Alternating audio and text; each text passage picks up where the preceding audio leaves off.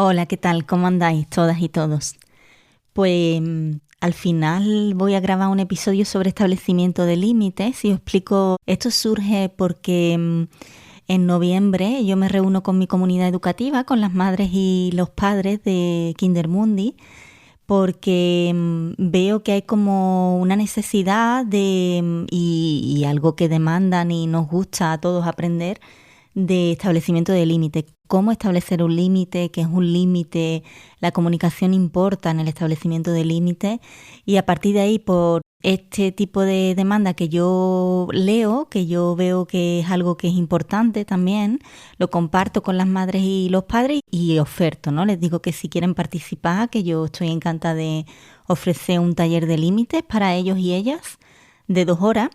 Y un día en noviembre, no recuerdo cuál exactamente, pero nos sentamos y bueno, fue magnífico, a mí me encantó, la verdad. Yo disfruto mucho de este tipo de encuentros con las mamás y los papás y surgen muchas cosas. Claro, 2 horas se nos quedó cortísimo, la verdad. Pero bueno, bienvenido fue, lo pasamos bien, disfrutamos y claro, se quedaron muchas cosas ahí en el tintero. Y de ahí que se me ocurriera el grabar otro episodio con esas preguntas que ellos y ellas me hicieron. Yo normalmente cuando hago cualquier tipo de taller, pues les digo qué es lo que quieren aprender, cuáles son las inquietudes o qué preguntas tienen en relación al tema. Y de ahí surgieron muchas preguntas y yo me puse a pensar qué hago con esto, ¿no? Porque realmente es un conocimiento que hay que priorizar también en la educación temprana y a mí es algo que me encanta. Y por eso se me ocurrió el hecho de grabar un episodio de esta serie de podcast que estoy haciendo en educación temprana sobre establecimiento de límite. Entonces, el formato va a ser chulo porque las mamás y los papás, muchas gracias a todos y a todas, han compartido audios, ¿no? Y yo los puedo publicar, me han dado el permiso y entonces eso es lo que vamos a hacer. Vamos a ir introduciendo las preguntas de ellos, ellas, y yo voy a ir resolviendo, va a ser como muy práctico. Si en algún momento alguno o alguna estáis escuchando esto y queréis realizar algún tipo de pregunta, hacérmela y podemos hacer este tipo de formato también en relación al tema límites, porque siempre salen muchas preguntas en este tema. Hay muchísimo que abordar, yo ya lo veo, y hay que profundizar. No se puede contestar inmediatamente. Así que disfrutarlo, espero que os guste, que os aporte. Pues empezamos con un papá que me compartió lo siguiente. Yo voy a leeros sus preguntas y después voy a pasar a poner el audio para que entendáis un poquito más, porque yo le pregunto si me lo puede ampliar. Entonces él pregunta, ¿cuál es el justo equilibrio entre la libertad, entre comillas, la independencia y los límites? ¿Cómo lidiar con las resistencias del peque al establecer límites? Y ahora os pongo el audio, ¿vale? Para que entendáis qué es lo que nos quiere decir este papá. Pues con respecto a las preguntas que te hacía, bueno, con lo que tiene que ser el tema de la libertad y de los vínculos, vamos, las 3 preguntas están todas bastante relacionadas, ¿no? Es decir, los niños continuamente expresan una voluntad, unos deseos de querer hacer cosas. A veces esos deseos hay que frustrarlos, hay que limitarlos, hay que ser intransigentes en cosas que no pueden hacer, ¿no? Y entiendo que justamente poner los límites y decir que no y hacerles entender o intentarlos que no pueden hacer cosas es algo muy bueno, ¿no? Y entonces a eso me refería, digamos, su libertad, limitar la libertad de hacer lo que quieran en todo momento, ¿no? Era un poco eso lo que quería decir. Y luego también como poner restricciones o castigos, ¿no? Por ejemplo, no hagas eso. Ahora obviamente estoy simplificando y reduciendo, pero es como la niña está haciendo algo y digo, no hagas eso, no hagas eso. Explicando solo, ¿no? Del por qué, por cómo no puedes hacerlo. Ella sigue insistiendo, como decirle cosas del tipo, si lo haces, va a pasar esto. Como por ejemplo, si lo haces, no te leo el cuento o cosas así, ¿no? Yo entiendo que puede hacer algo bueno para que lo entienda, pero también malo porque estás poniendo en el mismo plano cosas que quizás no deberían estar juntas. Es decir, ella que no haga algo con la lectura de un libro, por ejemplo, ¿no? Y entonces eso era un poco lo que estaba pensando. Bien, en este audio hay muchísimo contenido, entonces voy a hacer referencia a 3 puntos que me parecen muy importantes y a partir de ahí si surgen más preguntas, lo dicho, me escribís y resolvemos. Entonces, lo que me pregunta este papá, ¿cuál es el justo equilibrio entre la libertad, que lo explica después, la independencia y los límites? El justo equilibrio es donde tú ves que acaba la necesidad de tu hijo. Es decir, voy a explicar este concepto. La idea nuestra como figuras de apego es seguir la necesidad de nuestra hija, hijo, hasta tener que hacernos cargo. ¿Qué significa esto? Está en ver nuestra mirada adulta, en ver cuál es una respuesta adaptada al mundo que les rodea a ellos y a ellas, porque en realidad ese es nuestro trabajo como figuras de apego. Nosotras lo que queremos hacer es adaptar, que ese niño tenga un seguro de vida, que amortigüe los golpes, esa es la idea, y con eso que obtenga respuestas adaptadas a ese mundo que les rodea. Esa es la idea. Por eso sería como ese justo equilibrio está ahí. Está en esa evaluación que yo tengo que hacer con mi mirada como figura de apego de si un peque va a una cafetería y ese peque empieza a cogerle las tazas a todas las personas de la cafetería, yo tengo que establecer un límite ahí. O sea, que se quede en una anécdota de algo gracioso, no hay ningún problema. La cosa es que sea algo como una respuesta cotidiana de el niño me está quitando la taza. Entonces, ese sería el justo equilibrio. ¿Por qué? Porque no somos totalmente libres. Esto también es importante saberlo y es positivo no serlo. ¿Por qué? Porque desde el concepto de la teoría del apego crecemos con la mirada del otro. Entonces esa libertad es limitada porque tenemos que ver al otro. Ese otro nos da muchísimas ventajas en nuestra libertad, en cómo crearnos, y desde ahí tenemos que mirarlo, no desde el punto filosófico y social, sino desde el punto de la teoría del apego. Es decir, no somos nadie sin el otro y sin la mirada del otro no nos construimos. A partir de ahí mi libertad se limita, porque claro, evidentemente yo no puedo hacer cosas que al otro le molesten porque entonces no estoy viendo al otro. Y eso es importantísimo en la idea de crearnos de manera copersonal. Nos creamos con el otro, en el otro, dentro de un contexto social. Entonces esto es importante. Este sería como el justo equilibrio, ¿no? Yo sigo la necesidad de mi hijo hasta que realmente tengo que hacerme cargo. Mi hijo quiere cruzar la carretera porque quiere explorar, pero la carretera está llena de coches. Entonces, la necesidad es proteger en ese sentido a mi hijo y establecerle límite. ¿Por qué? Porque es peligroso. Hasta ahí tengo que hacerme cargo. Yo sigo en el momento en que puede realmente explorar, sigo la necesidad de mi hijo. Si no, ¿qué hago? Para cubrir esa necesidad busco un espacio seguro, un parque, un sitio donde no haya coches, pero en ese momento tengo que cortar esa exploración porque es peligroso. Me explico, ¿no? Y ahí se tiene que establecer un límite. Este padre también es cómo lidiar con las resistencias del peque. Importante esto también porque el cómo lidiar sería más desarrollar técnicas de regulación emocional para nosotros, nosotras como figuras de apego, que es importantísimo. Es decir, si nosotras como figuras de apego no estamos reguladas en ese momento y estamos más en nuestras necesidades, como estoy estresada, estoy cansada, ¿no? Yo me siento un latido en el corazón muy rápido, entonces yo no voy a poder estar cubriendo la necesidad de mi hijo porque no estoy disponible para él, no puedo leerlo, no tengo sensibilidad porque estoy en mí, estoy en mi necesidad. Entonces eso es vital también. ¿Cómo podemos nosotros lidiar con eso?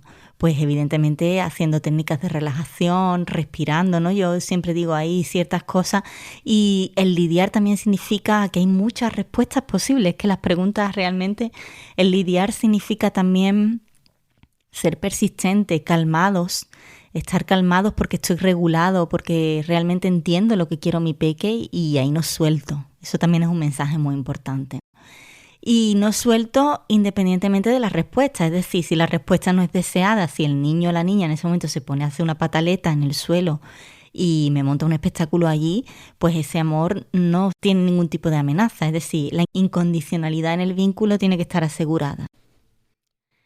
Hay otro papá aquí que me pregunta saber cuándo y cómo debe realizar una intervención en un límite. No impedir que mis hijos tengan intereses y deseos propios, pero que sepan que a veces no pueden cumplirlo. Sí, exacto, lo has interpretado bien. O sea, sobre todo es mi duda que siempre me ha generado, ¿no? Más o menos, yo pienso que los límites, la mayoría de las veces tengo claro de cuándo ponerlos y cómo, pero se me vienen dudas de estar continuamente poniendo límites y claro, algunas veces me siento como un poco el papá gruñón que está todo el rato corrigiendo.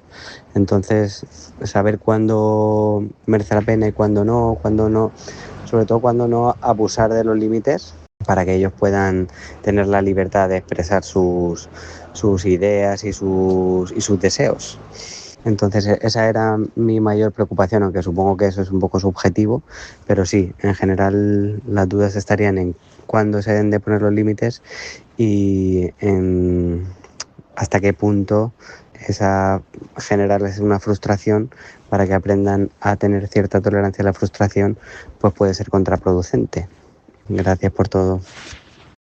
Lo que cuestiona este papá me parece súper interesante porque pienso que es un pensamiento, un sentimiento bastante generalizado con niños y niñas pequeños y pequeñas. La tolerancia a la frustración o lo que él comenta de abusar de los límites, me parece fantástica esta expresión que él usa. Pienso es importante dejar claro, no se abusa de los límites. Los límites ordenan, os voy a decir ahora el porqué, pero quiero dejar esto claro para que primero os relajéis y después veáis que es una herramienta muy positiva en crianza. En realidad yo siempre comento que al menos un par de límites, un par de noes al día son muy bienvenidos. Sería importante para un proceso de crianza, un apego seguro, para realmente trabajar un desarrollo adecuado en ese niño, el decir y limitar, el establecer límites. Entonces, por un lado, no se abusa de los límites. El abuso que yo pienso que se puede referir a este padre, es un poco interpretación a raíz de mi experiencia, es un estado anímico de estar enfadado, de no decir las cosas, el cómo importa. Nuevamente volvemos a esto de la comunicación porque esto sí que es importante, el cómo importa, el cómo yo comunico con mis hijos, el mensaje que yo doy, las palabras que yo uso, el estado emocional en el que yo me represento al usar ese no. Eso importa, no es el decir no. O sea, el decir no es positivo. Lo que importa es cómo yo lo digo, cómo yo realmente transmito ese límite. Eso. Ahí es donde podemos abusar de un estado de ánimo que no es adecuado para mi hijo, porque estoy como dando dos mensajes. El establecimiento de límite por un lado, un no, pero estoy enfadado. Entonces, claro, ahí es donde hay confusión y es lo que podríamos realmente no estar haciendo bien. Desde ahí, esto se puede reparar siempre también. Pero es lo que quiero decir, que el establecimiento de límites de hecho es una herramienta fundamental para adquirir un apego seguro. Contrariamente a lo que actualmente se piensa, el decir no es algo que ordena, es un mensaje muy claro de tú me importas, yo te quiero y hay una implicación de mí hacia ti. Y yo te estoy viendo a través de mis ojos y tú estás sintiendo que para mí eres importante. Por eso yo a ti te estoy diciendo que no. Porque si yo ahora mismo no te digo que no, como figura de apego, como madre, por ejemplo, que yo te quiero mucho, y en un momento dado tú no aprendes ese conocimiento de que no se pueden ir tirando las cosas a la cabeza de los demás porque le haces daño. Si tú vas a la calle y haces eso y le haces daño a una persona, esa persona va a reaccionar contigo de una manera desagradable, mucho más que una figura de apego, porque la figura de apego te quiere, le eres importante. Entonces, todo eso que yo transite contigo va a ser como mucho más llevadero y mucho más amoroso, lógicamente, a la hora de poder enseñarte ese aprendizaje. Eso por un lado. El establecimiento de límites, también para que entendáis que no se abusan de ellos, es un aprendizaje y un mensaje muy, muy potente en la línea de dar perspectiva. El peque gana perspectiva. ¿Qué quiero decir con esto? Esto es muy importante en educación temprana. Desde pequeñito, cuando nacen los peques, el cerebro nace muy inmaduro. Es una de las partes más inmaduras de todo el cuerpo y por eso son tan impulsivos ellos, porque todavía tienen que madurarlo, aprender. ¿Cómo aprenden? ¿Cómo van formando ese cerebro, esa manera de actuar, ese comportamiento? A través de las experiencias con su figura de apego. Aprenden en relación con un otro, siempre. Entonces, esas experiencias van forjando y van haciendo que ellos vayan aprendiendo y haciendo como un mapa van dibujando un mapa de comportamiento en las diferentes situaciones y experiencias que ellos van ganando con sus figuras de apego, para que me entendáis. Y van dibujando ese mapa de cómo guiarse en el mundo cuando sean mayores. Por eso es tan importante establecer un límite. Entonces, ese establecimiento de límite es una manera de dar perspectiva, porque estos peques todavía no son capaces de ponerse en tu lugar. No se imaginan ni siquiera que por tu cabeza esté pasando algo diferente. Fijaros hasta qué punto el cerebro está inmadura. Esa capacidad de ganar perspectiva, de pensar que al otro le puede pasar algo diferente a ti, a nivel de sentimiento, de emoción, empieza a partir de los 4 años. Entonces, claro, ¿cuál es la idea de la educación temprana? Educar en que los peques ganen perspectiva, en tener perspectiva. Y lo digo tantas veces porque me parece que es una manera, todavía no se habla mucho de esto. ¿Qué es lo que nos hace a nosotros tener perspectiva? Pues finalmente imaginaros a vosotras y a vosotros dentro de este camino que en realidad hay situaciones adversas a lo largo de la vida o tengo que tomar decisiones, ¿no? Entonces lo que hago es evaluar en mi cabeza, es como una partida de ajedrez, ¿no? Cuando te la imaginas en tu cabeza y juegas y te la simulas, ¿no? Es como practicas. Esto es lo mismo. El ganar perspectiva lo que te hace es que tú te puedes imaginar 4, 5, 6 caminos en tu cabeza. Simulas varias perspectivas y a partir de ahí, con los pros y los contras, lo que hace es escoger la mejor. Imaginaros la libertad de movimiento y flexibilidad que eso te da como persona. ¿Por qué? Porque al final lo que haces es adaptarte y ver diferentes caminos por donde coger. Es como cuando haces una búsqueda del tesoro. Se simula esa situación, tiene perspectiva, imagina 3 o 4 caminos, piensa, concluye y al final elige lo que es mejor para él, ella. Entonces, esto realmente es un seguro de vida importantísimo porque lo que te hace es darte muchas alternativas, muchas soluciones, muchas puertas abiertas. Cuantas más puertas abiertas, más posibilidades tendremos de encontrar esa solución. Y cuando encontramos esa solución tenemos una satisfacción personal y un bienestar emocional, que es lo que digo que da y que es lo que hace el tener perspectiva. Una persona que no tiene perspectiva, que solo se ve a él mismo o a ella misma y que no ve solución a un problema, ¿qué es lo que hace? Se aísla, se echa para abajo, no sale de casa, lo ve oscuro, empieza a hablarse de una manera que no es adecuada y a partir de ahí se va como encerrando en su propio mundo y no puede disfrutar de lo que hay ahí afuera. Entonces es una capacidad importantísima esto de establecer límites, porque el establecimiento de límites junto con lo que dice este papá de la tolerancia a la frustración es vital para poder llegar a ese camino de la mentalización, que es lo que yo estoy intentando explicar, que es dar perspectiva, vital. Y por eso es tan importante entender este concepto. Nunca es abusivo en ese sentido. Nunca hay un demasiado en tolerar la frustración o en establecimiento de límite. El tema es, lo abusivo es cómo yo pongo el límite, cómo yo estoy comunicando con ese hijo. Estoy enfadado, es agresivo, estoy reproduciendo patrones que no son adecuados porque estoy hablando de una manera que no le facilita a mi hijo el que él acepte ese límite. Eso sí, eso es importante. El cómo importa nuevamente. Sara, yo te quería hacer una pregunta y es ¿cómo mantenemos el límite? Es decir, cuando nuestro peque no responde al establecimiento de este límite en una primera instancia, pues cómo abordarlo o cómo mantenemos nuestra postura, por decirlo de alguna forma. Sara, también te quería preguntar cómo, cómo hacer cuando nos encontramos en uno de estos días que no paras de poner límites a una u otra cosa y al final te terminas convirtiendo un poco en mamá gruñona y estás todo el tiempo poniendo límites. A veces es bueno establecer demasiados límites. ¿Cómo gestionamos las mamás y los papás eso? Ya es más a nivel propio, ¿no? De los adultos en este caso. Muy interesante que esta mamá vuelve también a esto que acabamos de hablar, ¿no? Es demasiado poner muchos límites, no existe ese demasiado. Entonces lo que ella comenta no es el límite, es la regulación emocional. Ahí es donde tenemos que entrar.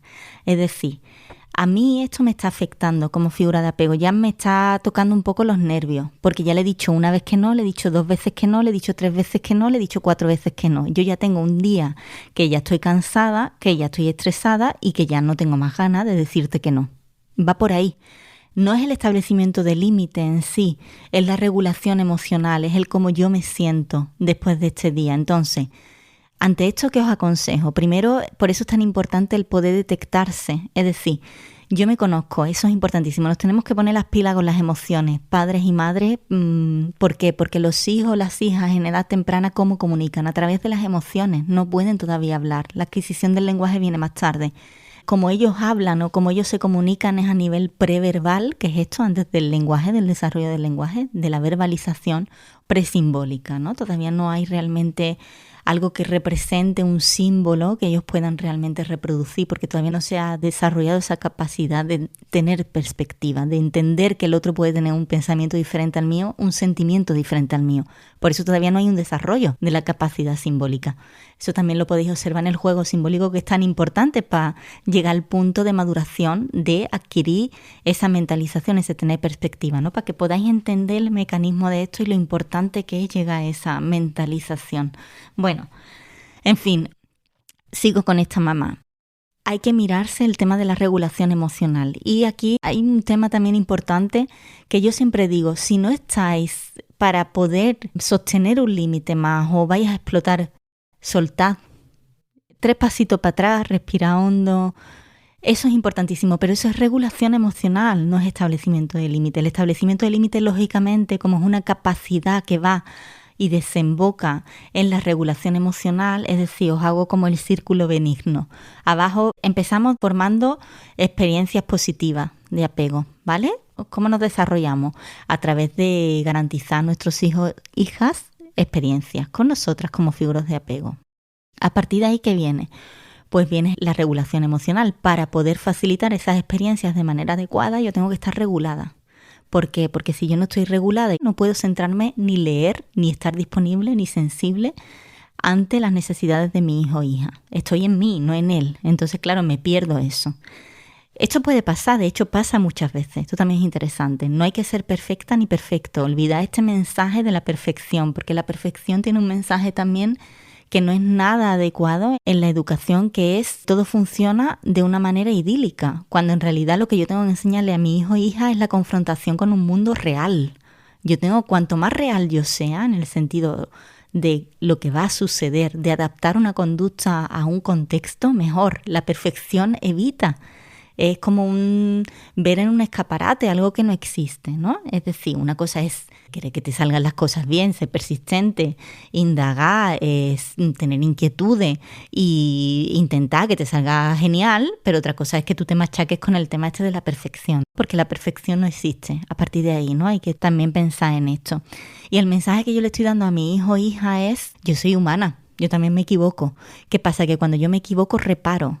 ¿Qué pasa con esto? Que cuando yo reparo, lo que hace el niño también, cuando yo pido perdón, es que hay un modelo también de actuación hacia ese niño o niña de pedir perdón, de reparar. Y las relaciones siguen con esa estabilidad emocional, es decir, no tengo miedo de perder ese afecto a esa persona porque haya una diferencia. Esto también es muy importante tenerlo en cuenta.